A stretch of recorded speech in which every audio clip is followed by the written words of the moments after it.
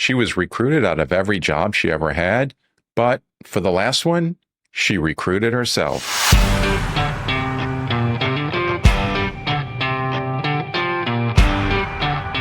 Hi, everyone. I'm Raymond Lee, the host of Clocking Out. Today's guest is Cate Luzio. Cate, she's got a pretty cool story that started in Ohio, where she was born. However, her dad worked for the FBI that took the family to New York, where Cate spent her childhood years. Early on, Cate was inspired by her dad's career and felt the FBI was her true calling, until she was denied a job at the Bureau based on a key answer from her job application that would take her into a different career direction. Cate ended up in banking, and she had a long career working for some of the largest banks in the world. She ultimately left banking because she saw a deeper need around her, especially for building community and supporting women and allies in business. Her company name came from someone calling her a luminary, which I have to be honest, I had to look it up online.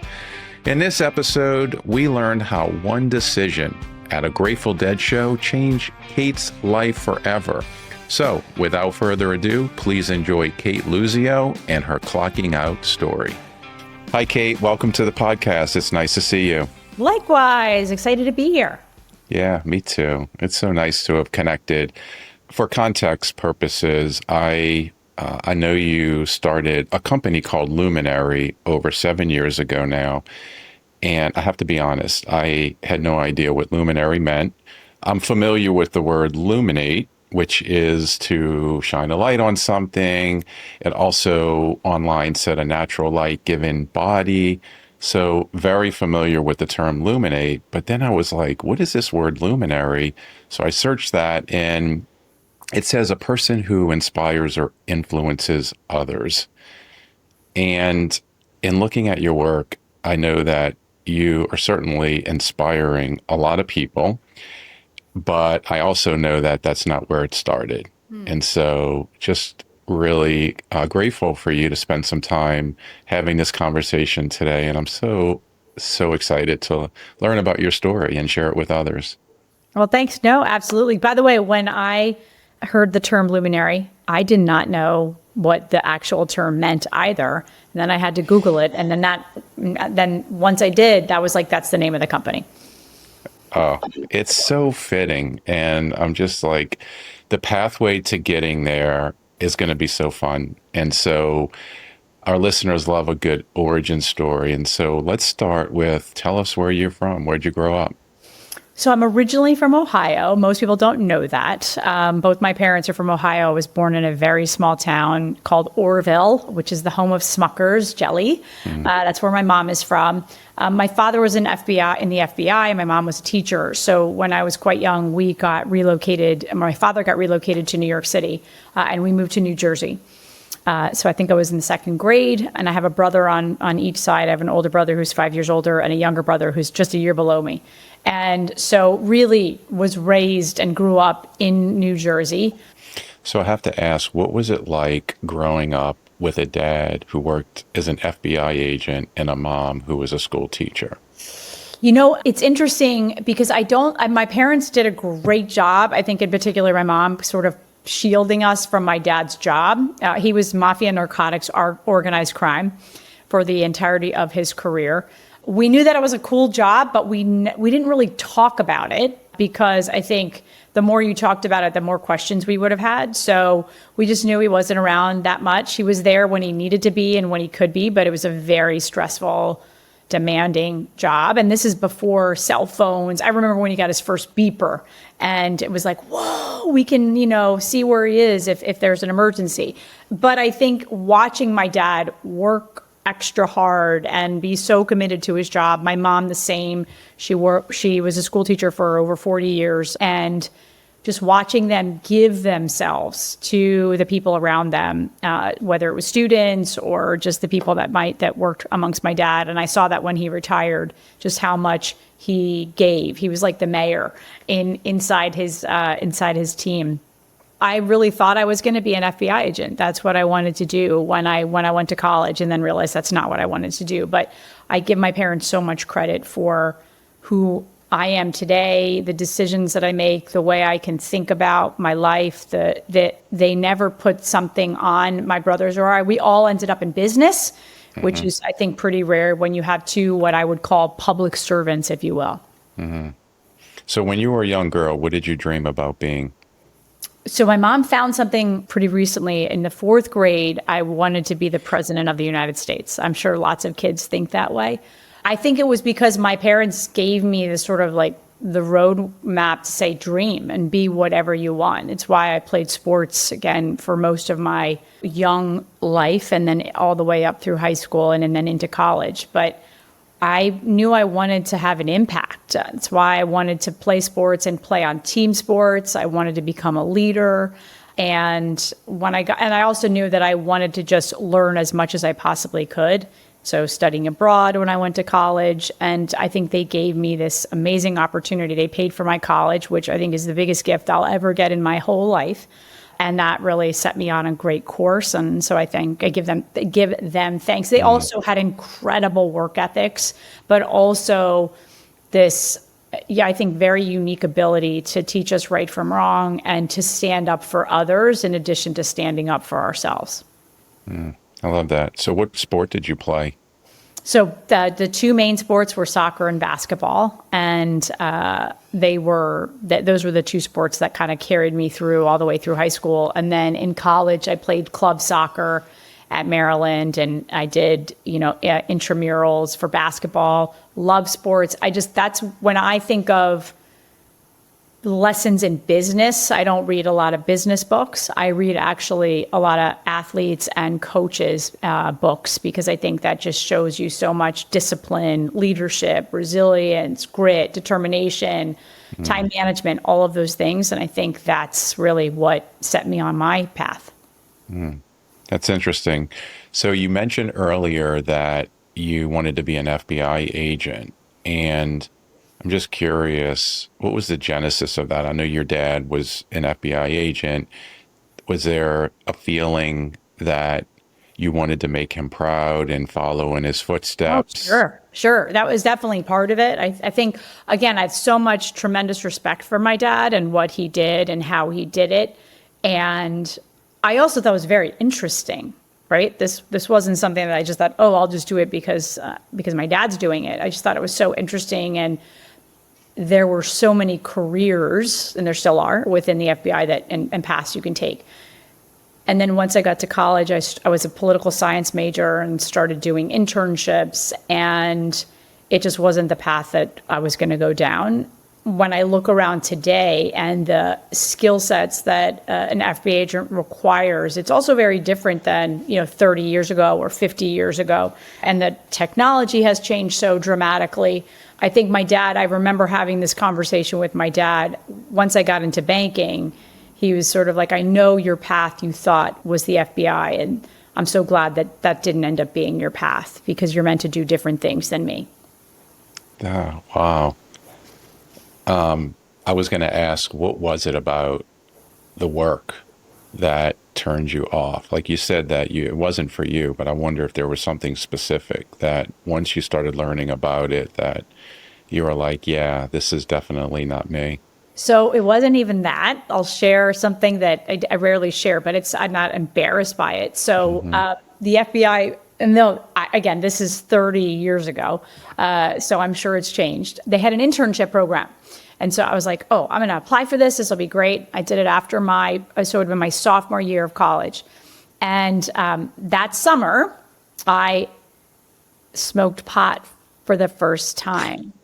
And like one time, literally. And as part of the application process for this internship program, it asks you about your drug history. And I'm like, oh my God, drug history. I did this one time. And, both my brothers, I remember saying, just don't say anything. Like, you've done it one time. It's like, not that I can't. I was like, no, I can't lie. And Dad. And I get through the interview and they're like, this is amazing. We very excited. It was like a very lengthy interview. And they get to the end and it's on the last page of the application. They're like, oh, I see that I was like, yeah, but it literally was like one time I was at a Grateful Dead concert. They're like, you're disqualified immediately. Wow. I was like, oh my God, I'm going to have to tell my dad. And so my dad, obviously, and my parents were very disappointed, but I think were very impressed that I actually didn't lie on the application. And I remember getting a letter, poor FBI. They sent me a letter saying, because of your drug abuse, you're disqualified. You can reapply when you are like drug free. I'm like, drug free? What? And that turned me off, right? Because it's like, at the time we had a president that had, experimented with things in his life. And now, looking back now 30 years later, for most states, pot is legal. I don't know what that application process looks like, but it turned me off because it was like everything else, like my academics, my leadership, like all the things, and that's going to disqualify me. So it wasn't that I didn't want to do the work. It was like, well, I could wait a year and apply again, but if they don't want me and all of my skills, which I think was something that my dad and my mom instilled in me, then it's not the place for me. And it obviously wasn't. And I think that's why my dad said that so many years later. Like, I know it gutted you. And yes, we were disappointed in your behavior back then, but it obviously, everything's meant to happen for a reason.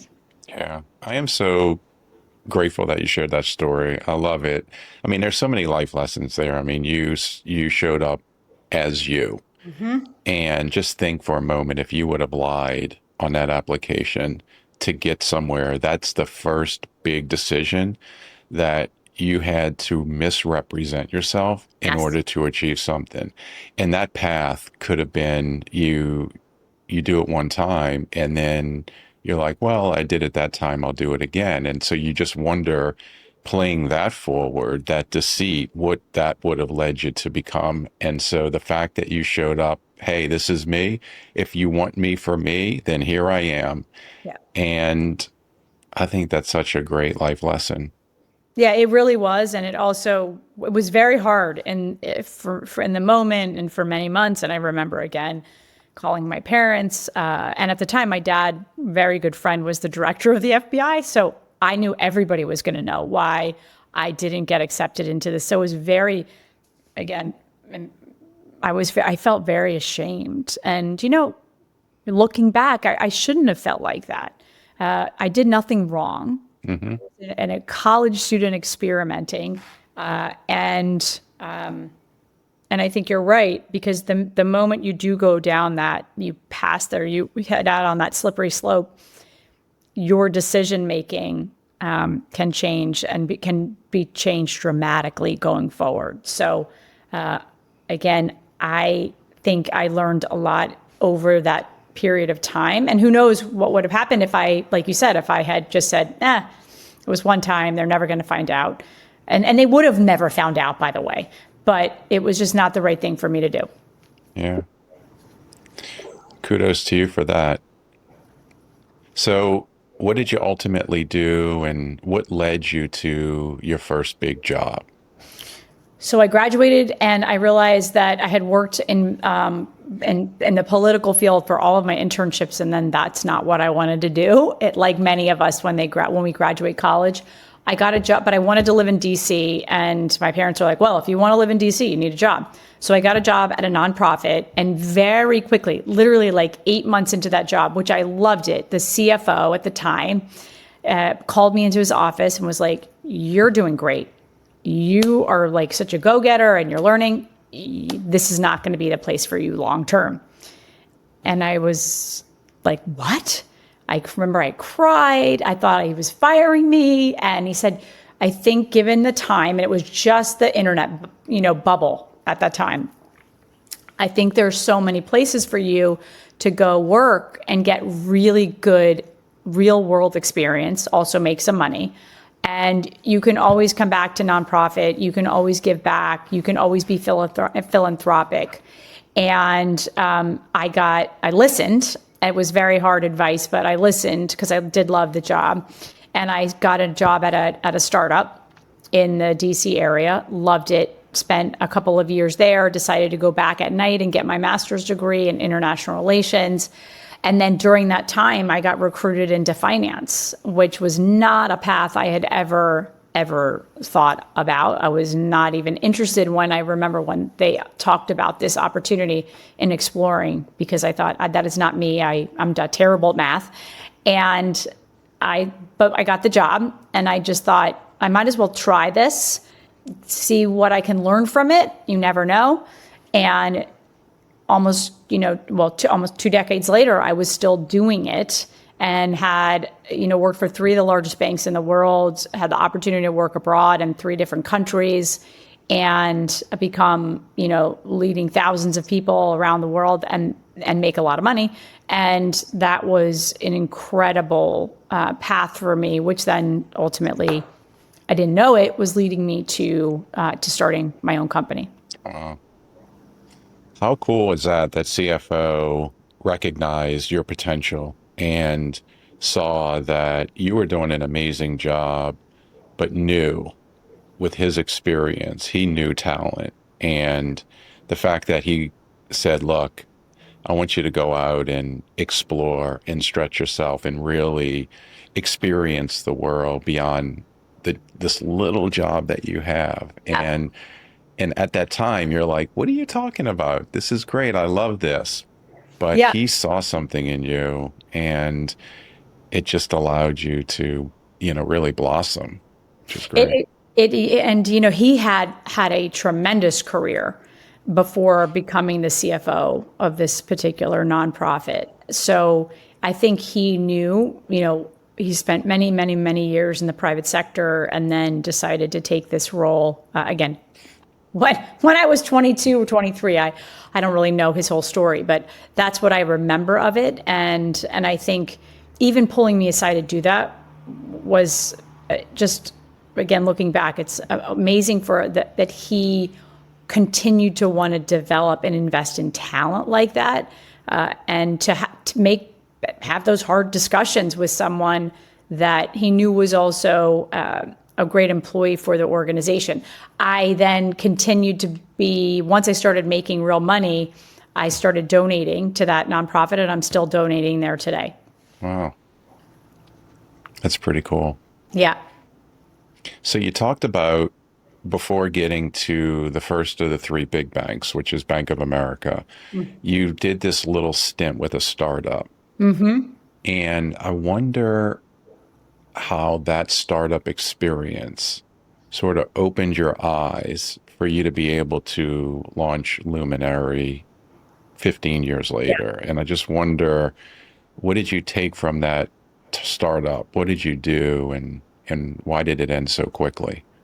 Well, it was a couple of years, and I think in those days, well, like now too, working at a startup is not faint of heart. I was like employee number 5 or 6. I had a million different jobs. I remember going into the CTO's office like day 2. I'm like, I have no idea what any of this means. And he's like, well, look it up on the internet. This is before Google was like Google. So using like whatever, Netscape and all of the things. And I think Yahoo and AOL. And I had to learn on my feet all day long. I remember the first time my CEO called me into his office and said, do you have a passport? I said, yes. And he's like, well, we're thinking about doing business overseas, and we want you to go on this trip, and you're going to China. And we're thinking about setting up a JV. Didn't even know what JV meant. And I was constantly learning, which is a state of being for me that I like to be in. I like to be challenged all the time. And I like to be in a demanding, high stress environment. I think that goes back to my dad. So I'm not an FBI agent, but he was always in a demanding, high stress environment. And so I think that working at that startup for a couple of years really was for me. It was like constant change and dealing and adapting, which then once I got into finance, I knew nothing, right? I was behind the 8 ball, because all of my peers had come out of, MBAs and had either gone through a grade analyst program or an associate program, and I did not. So I was fortunate. The bank that I worked for was called MBNA. They were then bought by Bank of America. They put me through a rotational program in addition to my job, and I had to work double the time because I had to learn on my feet. And I think that's something that I excel at. That's just who I am. So if it was just a job, I probably would have gotten bored pretty quickly. But because I had my job and I had to learn about all these things that I had no background or experience in, that kept me excited. It also allowed me to take that entrepreneurial skills and spirit into my job and leverage that intrapreneurially. I love it. Yeah, I would imagine the 3 years you were there, definitely just working in that kind of very stressful, fast-paced environment where you had to there, what's the saying? You're building the plane while you're flying it, so to Yeah. speak. Yeah. Yeah, I feel like that experience definitely gave you, sort of the DNA, if you will, to be able to know that you can do this on your own. So I was looking at your background, and you mentioned 15 years in banking, and you did 6 years at Bank of America, you did 6 years at JPMorgan, then you did 3 years at HSBC. And I was thinking to myself, Cate, what what was the difference in those three kind of positions? Because, they're obviously, very similar in terms of what they do. And I just wonder, what was it that got you to leave B of A after 6 years, and then 6 years at JP Morgan, and then you go to HSBC for another 3 years? What were the differences between those three jobs? So for each of those departures, especially when I left B of A and then left JP, there was all former leaders in the organization that recruited me.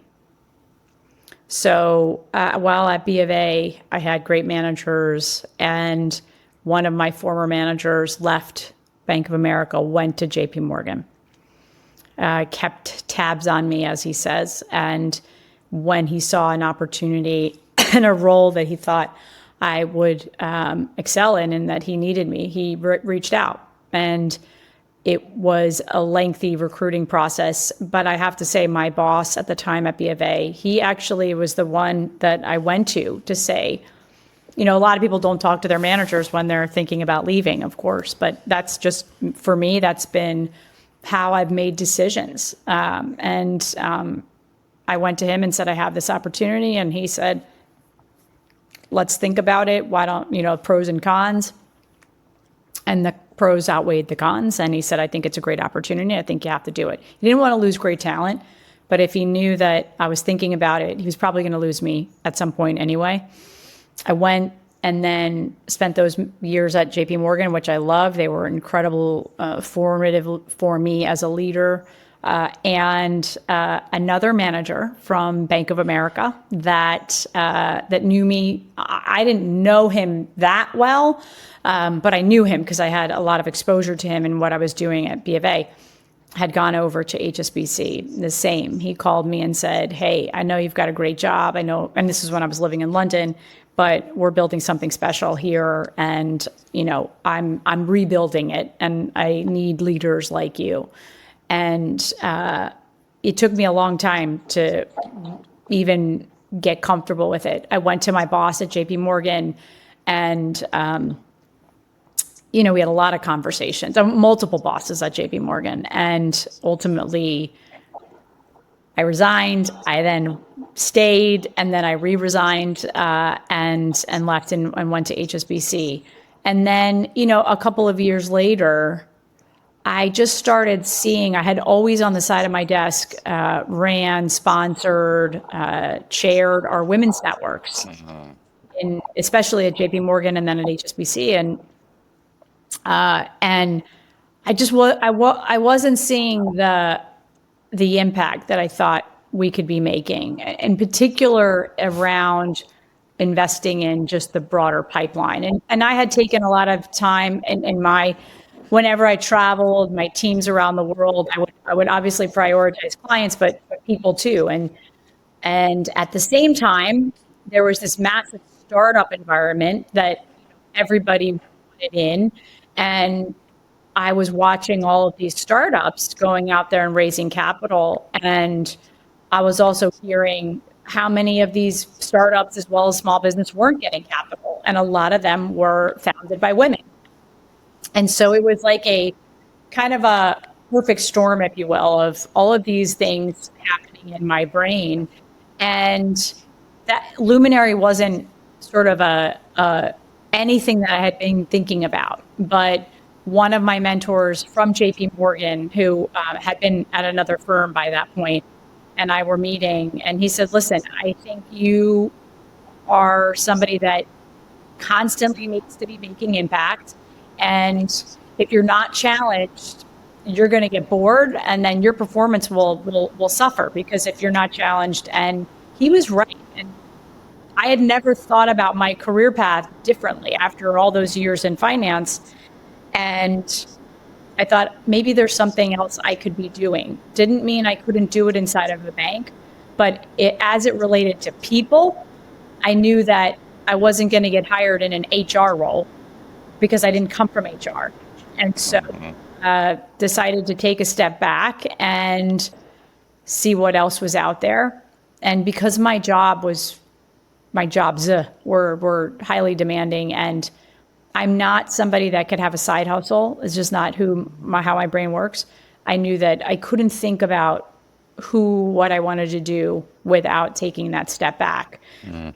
And it wasn't very long, 6 to 8 weeks before I wrote the business plan for Luminary. Wow, that's pretty cool. I was just thinking about those 3 jobs and how you were recruited out of all 3 of them.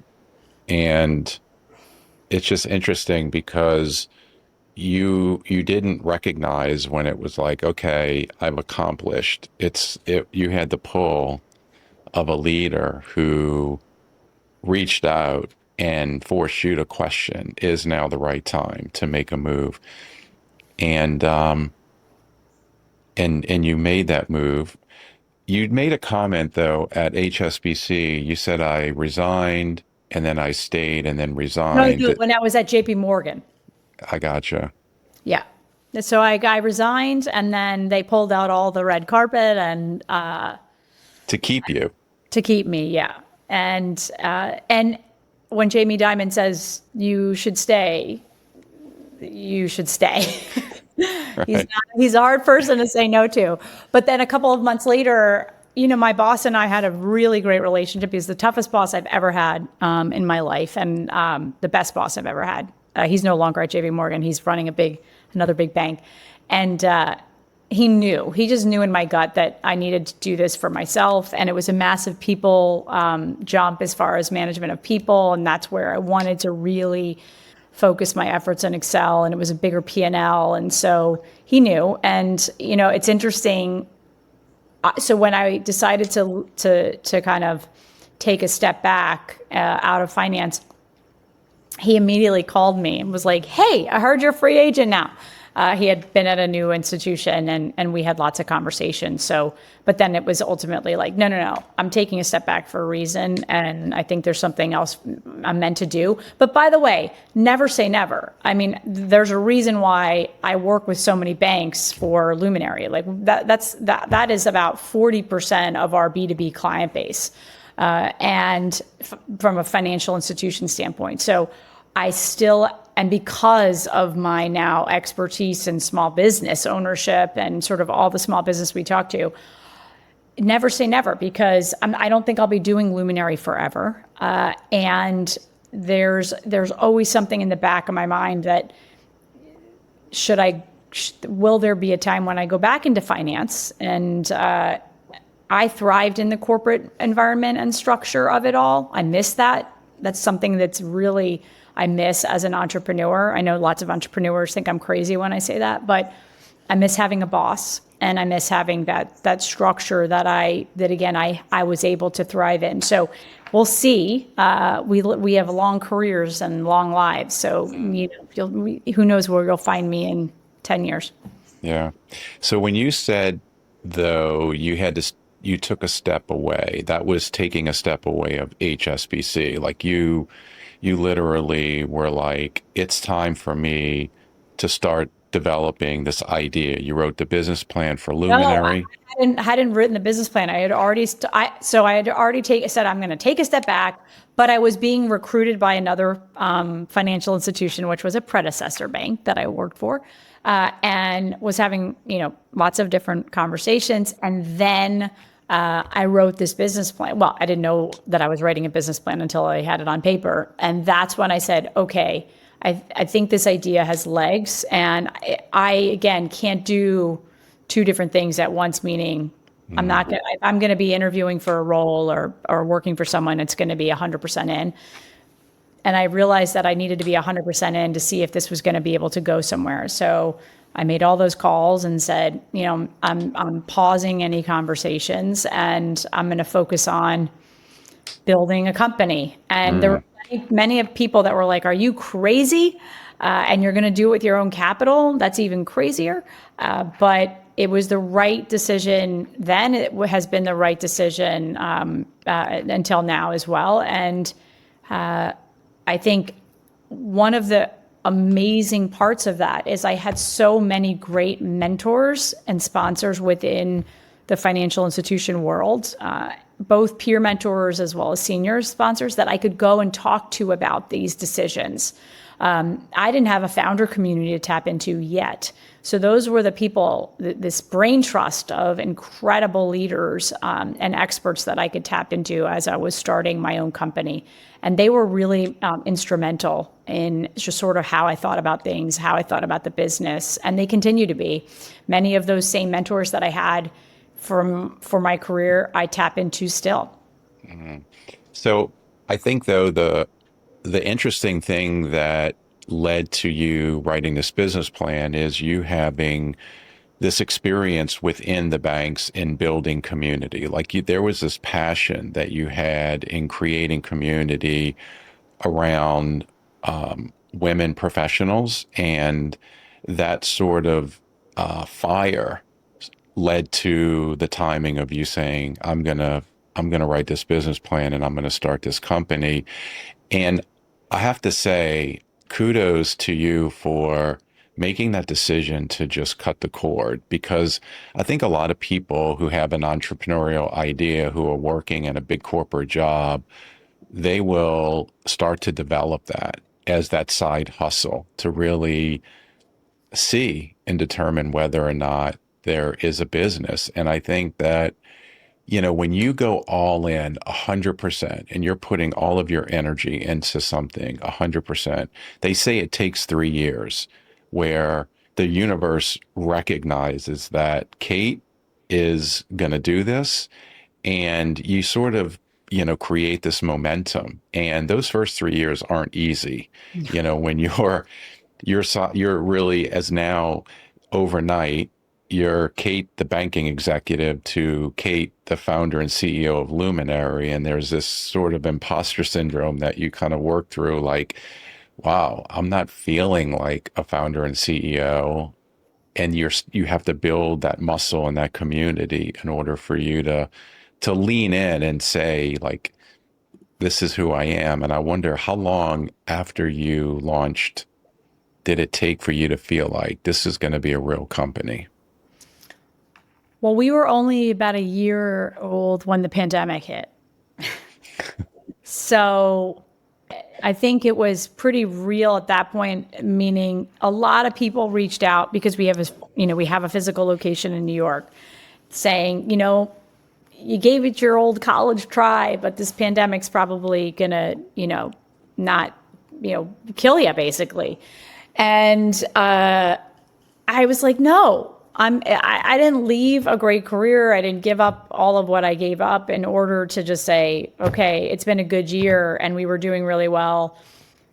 And this pandemic, which is awful for everybody, it's not going to put us out. And we just have to think about how do we adapt and be there for the members of our community that were already members, the companies that we were already serving.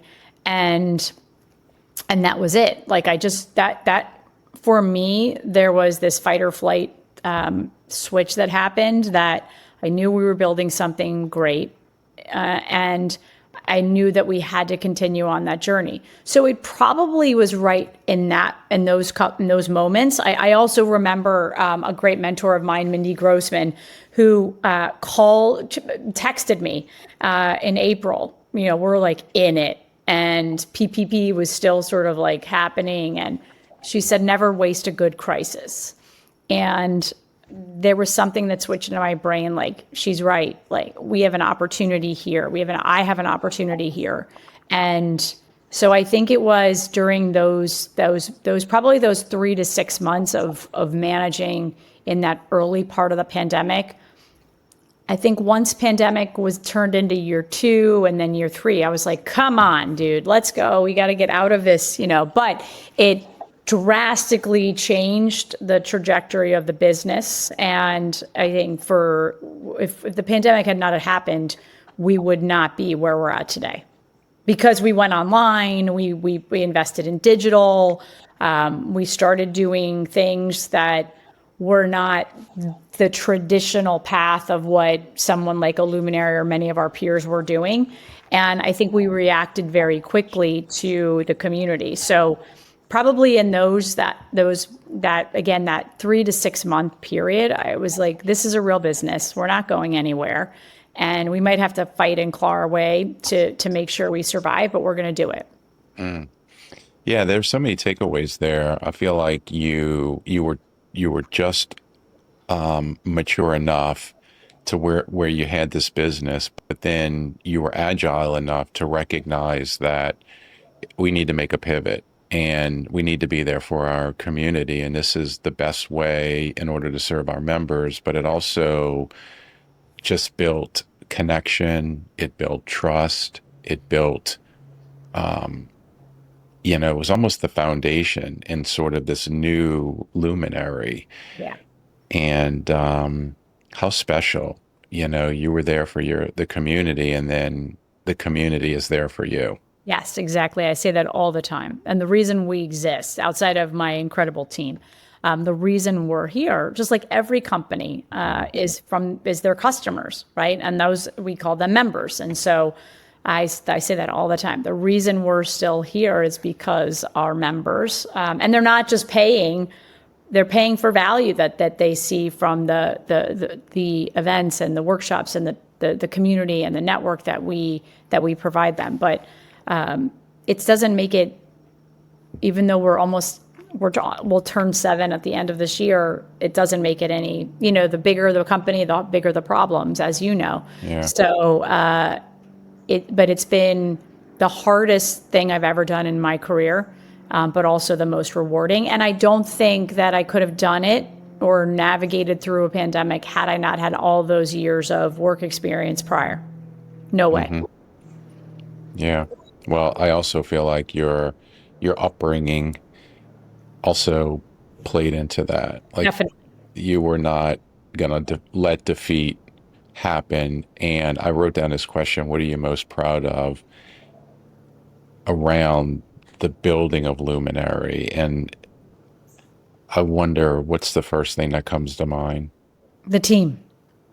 The team. I love talent development, and I love it. I love being able to see, regardless of what a resume says, looking at someone and spending a little bit of time with them and seeing where I think that they can shine.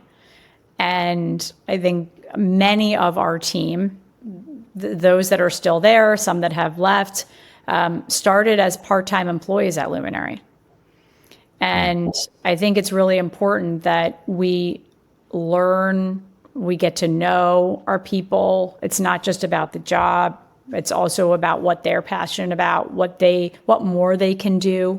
And I think the other thing is I can identify where I think skills that people don't even realize they have. And so when I look around our team today, that's my proudest accomplishment. It's building up this team, very diverse team, very multi-generational and intersectional, and that they like each other. they really enjoy each other's company. And I also give them a lot of credit that they feel, even in this, crazy time, the world we're living in, and you're working at a startup, it's a lot of work, that they have their boundaries and that they escalate things. And I always say to my team, if you see something, say something, whether that's on the team or within the community. And I think they're really good at doing that. It's probably something that we can learn from this next generation. Yeah. Yeah, that's so inspiring. What is so thinking back, you started the company 7 years ago. How has Cate's role changed? Like when you started to what's important for the business today? So now of course, I'm still involved in a lot of the day to day. That's my part of my job, right? We're still a small business, and we have a great team, and we're now 20 something people. But I think I now have incredible leaders around me that take their roles as leaders very seriously, which frees up my time, but also gives them time to have impact and think strategically about the business. Last week is a great example. I have two of my leaders, I told them to get in a room and think about 2026 strategy. I didn't necessarily need to be in that room. I want them to come with ideas. I say that to all of my team. This is not, the Cate show, and it shouldn't only be my ideas. I want everyone to come with ideas. And that's how we get better as a company. That's how we get better as a community. So, I think that's so important. And now I also see, and people say this to me at Luminary, that in the early days, you're doing everything. You're at every event. You're speaking on everything because you're building. That now I don't have to do that because the community is doing that, and I watch it happen on a regular basis, every day. And I watch it happen on people commenting about us on social. And is everything perfect? No, it's still really hard, and it's hard to be a leader in this climate. You don't want to make a wrong move, but I also know that just like I give my team grace, I hope they give me grace as a leader, because I'm a lifelong learner, and I want to continue to learn and also be challenged. Otherwise, I'm bored, and then I want to move on to the next thing, and that's not where I want to be with Luminary. Yeah, that's great. So what's coming to mind is seeing you're building this company. And I just wonder, like, if you were to compare your impact at the three big banks that you work for, even the startup that was acquired, if you compare your impact versus the impact that you're making today, like, what's the difference? So it's interesting. I got a LinkedIn message this weekend from someone that I used to work at JPMorgan. She was in South Africa, and she worked within my organization. But she also was very instrumental in building our women's network there. And she just went out on her own. And the fact that she took time to email me and say, you were so instrumental in my journey at JPMorgan, and now you and Luminary have inspired me to make this huge jump in my life. Those are the things that keep me going. And so I don't think it's mutually exclusive. I think I had impact. It's why the company is named Luminary. A former colleague of mine at JPMorgan, I had long been gone from JPMorgan, but I had put something in March of 2018 about Women's History Month and young girls. I'm on the board of Girls Inc. And I didn't know this person, but he worked at JPMorgan when I was there in India. And he said, "You've always been such a luminary to me." And I was like, Luminary? That's when I looked it up. And that's when I knew that was going to be the name of the company, because I want to continue to be that for people. But I also want, and I think we have created a community where that is just the norm. that everyone's inspiring, and they're inspiring their own journeys. They're inspiring other journeys. They're giving back. They're that light. And I think we need more lights in the world right now. Yeah, that just struck me when that coworker shared that you are Luminary. Your website address is weareluminary.com.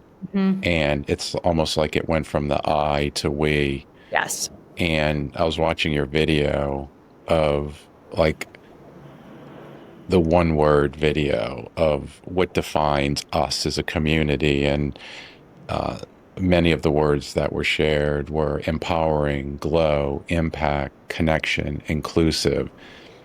And it's just amazing how you sort of transform this, this is me and the impact that I'm making to the we. Like you're now inspiring other women. And I just love that example, that woman. And allies, not just women, because we're in gender. Allies. I have that. Bring women and allies together to advance each other's careers. Yeah. That's an important part of it, right? We can't do it in isolation. And I look back at all those years as a startup, all those years in finance, and predominantly the mentors, the sponsors that I had were men. And that's part of the industry. That's changing. But I made a very conscious decision when we started Luminary to make sure we were gender inclusive, because if we're only talking to someone that looks like me, then we're speaking into an echo chamber. And the change that we need, I think, in the workforce and in the workplace and in the world, to be honest, is we've got to do it collectively and building bridges together and propelling each other forward. So that's really important to our mission. I love it. So I wanted to ask your advice. There's so many people who are in this sort of corporate job where they like their job and they've maybe worked at 2 or 3 companies and they've gotten increasing levels of responsibility and they've gained experience and they feel the impact that they've made to the organization, but they're just not fulfilled any longer. And they're feeling this calling of wanting to step out and take the leap of faith to start something anew. And you did it, but you did it where you just said, I am going to take this leap of faith and write this business plan. What advice do you give people who are struggling with the risk of the comfortable, cushy job, the career, all the things that come with it, to, invest in yourself? I struggle with this question. I get it.